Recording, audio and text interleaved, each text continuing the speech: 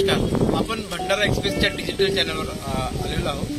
भंडारा जिल्ह्यात 2 दिवसापासून सतत मुसळधार पावसाची धार सुरू आहे। त्यामुळे भंडारा जिल्ह्यातील लगतच्या असलेले 38 गाव यांच्या भंडारा जिल्ह्यापासून संपर्क तुटलेला आहे, अशी माहिती आपत्ती व्यवस्थापनाने आजच दिलेली आहे। सोबतच या मुसळधार पावसामुळे जिल्हाधिकारी यांनी जिल्ह्यातील सर्व शाळांना सुट्टी घोषित केली आहे।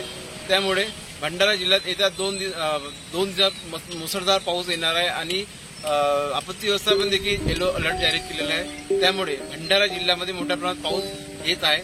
सोबत आपण बघू शकता की जे वैनगंगा नदीच्या पात्र आहे आणि त्या समोर जे आपला साई मंदिराच्या समोरचा जो भाग आहे त्या भागामध्ये एकूण 1 ते 1.5 फूट पाणी साचलेलं आहे आणि हा पाणी पुन्हा वाढणार आहे अशी शक्यता आपत्ती व्यवस्थापनाने दिलेली आहे। सोबतच या मुसळधार पावसामुळे अनेक ठिकाणी अनेकांच्या घरामध्ये पाणी देखील शिरलेलं आहे।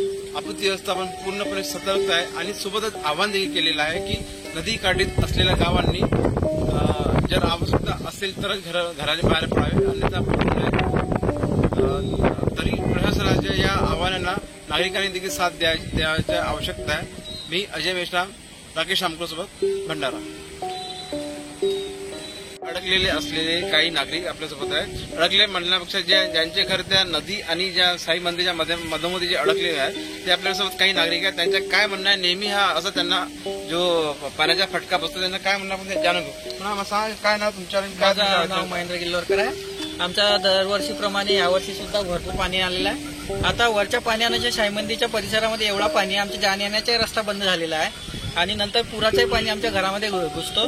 प्रशासनाला एवढीच विनंती आहे की आमच्याकडे लक्ष द्यावे, कारण की दरवर्षी आम्ही तहसीलदार साहेबांना, कलेक्टर साहेबांना नेहमी बोलत राहतो, पण ते आमच्याकडे दुर्लक्ष करत असतात। म्हणून आमची एकच इच्छा आहे की त्यांनी आमच्या काहीतरी करावं। काय वाटतं तुम्हाला की दरवर्षी प्रत्येक वेळा पाणी